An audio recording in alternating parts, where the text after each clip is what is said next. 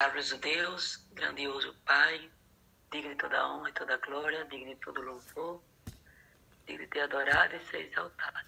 Sim. Nesse momento, mais uma vez, queremos colocar cada um dos nossos amigos e irmãos ao teu trono, Senhor.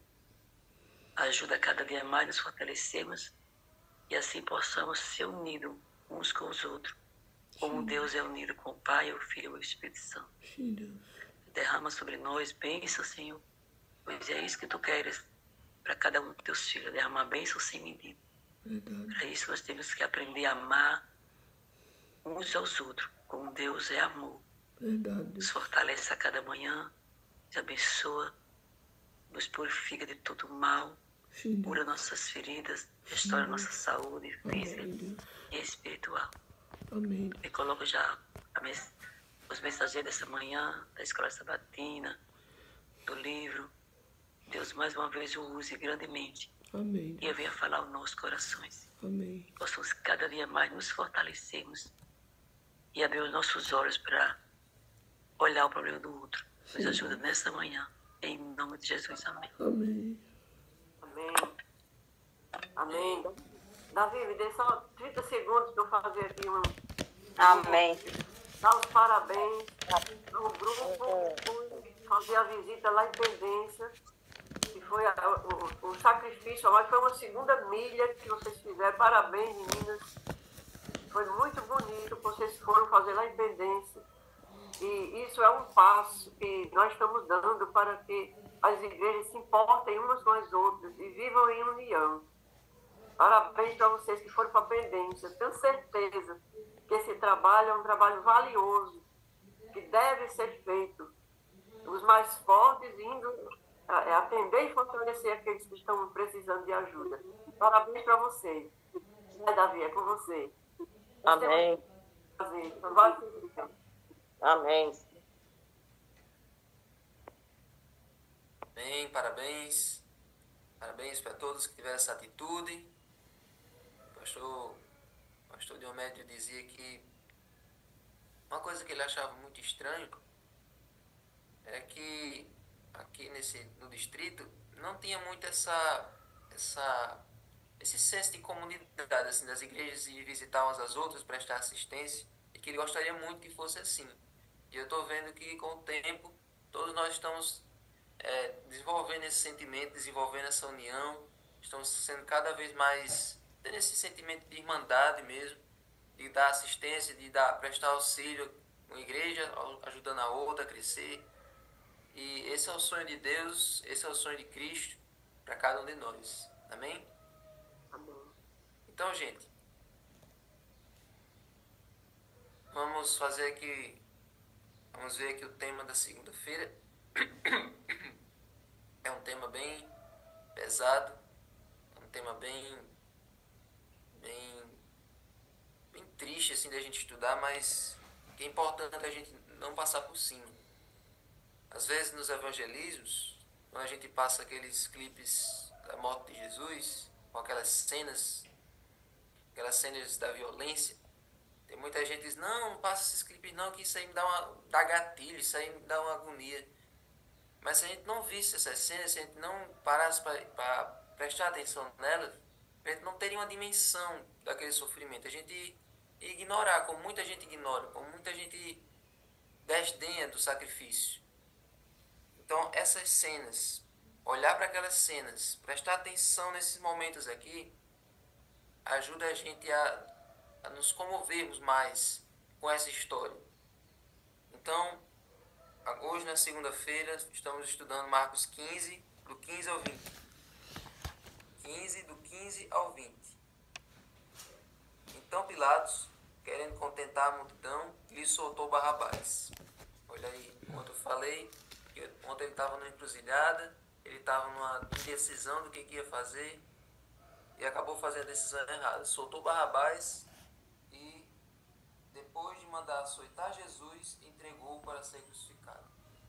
Eliot diz que, como Pilatos estava tão indeciso, ele decidiu fazer o seguinte: eu vou entregar Jesus para ser açoitado, vou trazer ele de volta, e quando o povo vir ele todo lacerado, todo lapiado, o povo vai se comover e vai sentir pena dele e vão soltar ele.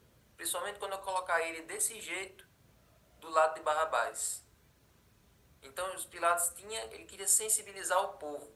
Só que White fala que o coração do povo estava tão endurecido, estava tão cauterizado, estava tão botado ali pelo próprio inimigo mesmo. Satanás inspirou a mente de cada uma daquelas pessoas, daquela multidão, para ficar o coração cada vez mais endurecido. E quando eles vissem o Salvador daquele jeito, sangrando, açoitado, aí que eles sentissem mais vontade de crucificá-lo, aí que eles sentissem mais vontade de matá-lo. E foi exatamente assim. Na mente de Pilatos, Jesus daquele jeito ia sensibilizar o povo, mas na mente do povo era como se Pilatos estivesse do lado deles querendo aumentar a vontade deles de crucificar Jesus. Então Pilatos entregou Jesus para ser levado para o pretório, e lá Jesus foi entregue nas mãos dos soldados. Então os soldados levaram Jesus para dentro do palácio, que é o pretório, e reuniram toda a tropa.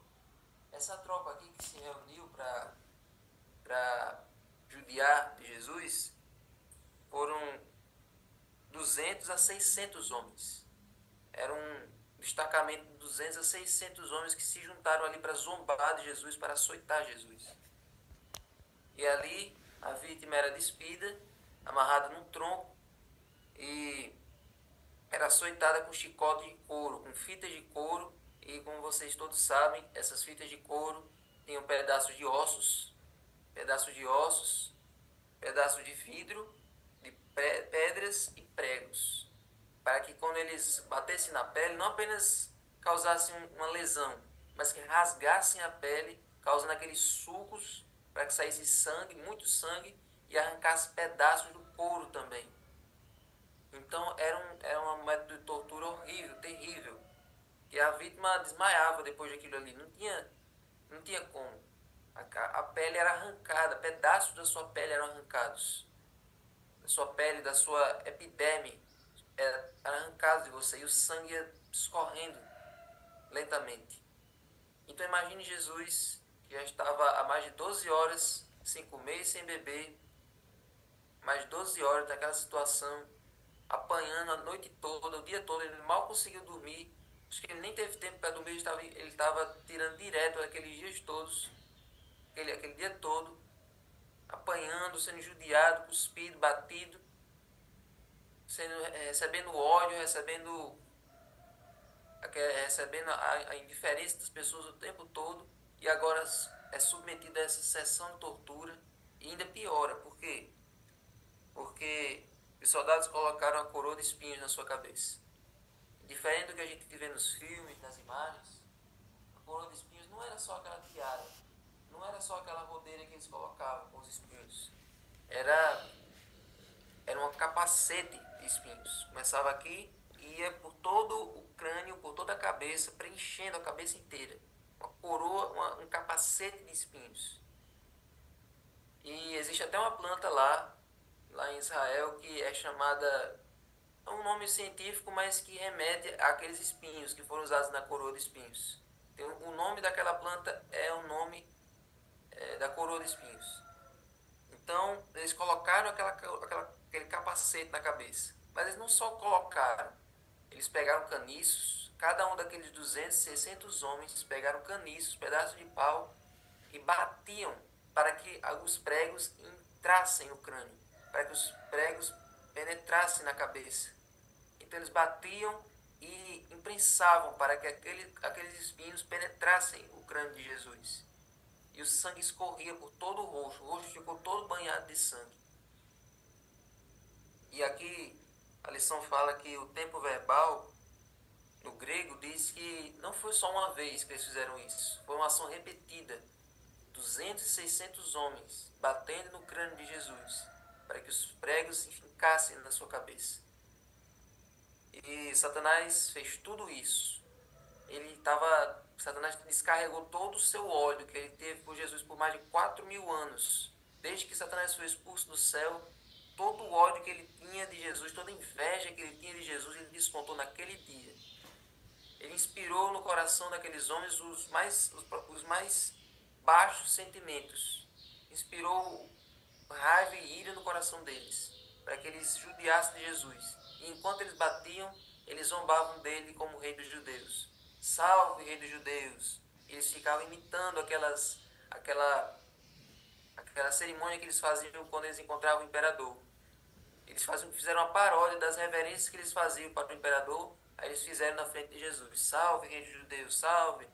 E tiravam onda do porte dele, tiravam onda do caráter de Jesus, zombavam do seu nascimento. Aí o Filho do Espírito Santo ficavam tirando onda de toda a vida de Jesus. Aquele momento foi o momento que Satanás usou para se vingar de Jesus, para descarregar todo o seu ódio em cima de Jesus.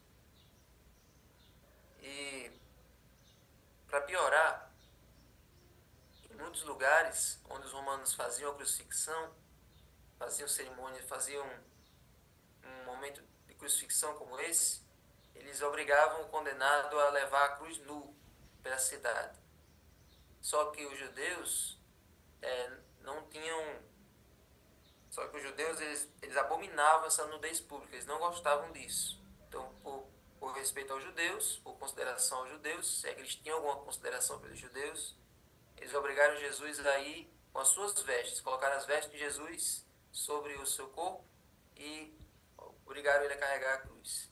Mas quando chegou lá no Calvário, aí tiraram as suas vestes e ali sim ele foi crucificado nu, diante de toda a multidão. Então, gente, em todos esses momentos, em toda essa situação, Jesus permaneceu calado. Ellen White fala que, mesmo ali despido, sangrando, ali cansado, abatido, mas nunca antes Jesus pareceu tão belo. Jesus mantinha um porte de rei, um porte real, um porte nobre. Ele andava e ele ainda tinha aquela feição de autoridade, aquela feição do rei dos reis.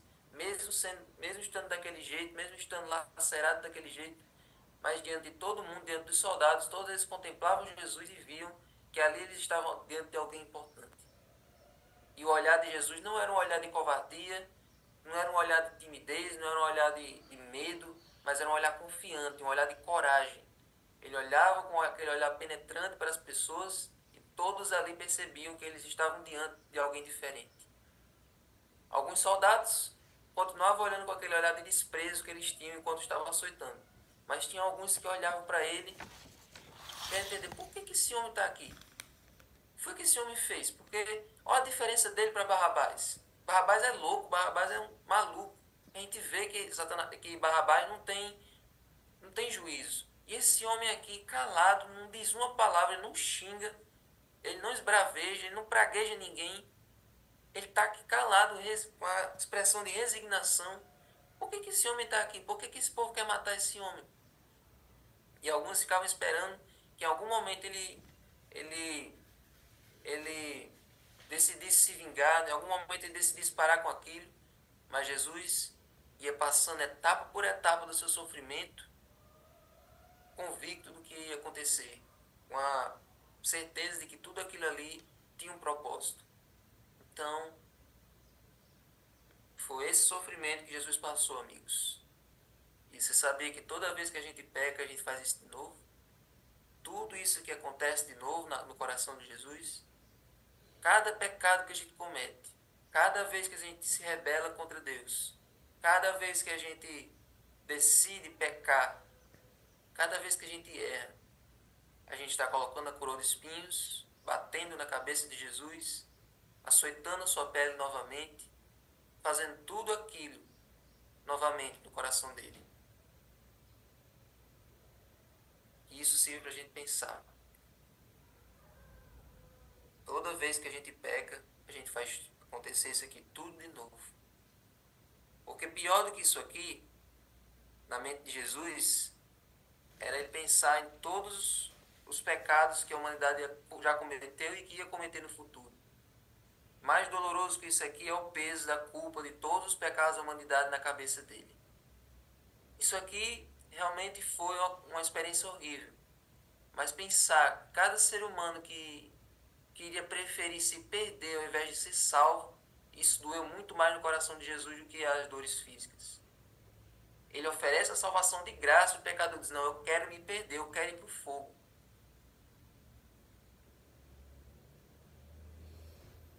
Senhor Deus, que essa não possa ser a nossa decisão, Senhor. Que nós consideremos o Teu sacrifício e nós não tomemos essa decisão nunca na nossa vida. Amém. Que essas cenas nos comovam, nos façam repensar nossa atitude de cristãos, Sim, Deus. que nós possamos reconhecer a Tua morte, reconhecer a Tua dor e que era para a gente ter sofrido isso aqui. Verdade. Era para todos nós termos passado por isso aqui, mas o Senhor escolheu passar para nos dar a vida eterna. Amém. Nos ajuda, Senhor, a não trocar a vida eterna por qualquer coisa. Sim, Deus. Nos ajuda a não trocar a vida eterna por uma coisa passageira, uma coisa que causa prazer momentâneo, mas depois só arrependimento, só vergonha. Por favor, Senhor, que cada um aqui, Senhor, possa todos os dias renovar seus votos, reconhecer novamente o Senhor como seu Salvador, e que possa viver uma vida de acordo com a vida que o Senhor desejaria que nós vivêssemos. Amém. Dá-nos uma boa manhã. Abençoa agora quem for passar o estudo do livro. Em nome de Jesus. Amém. Amém.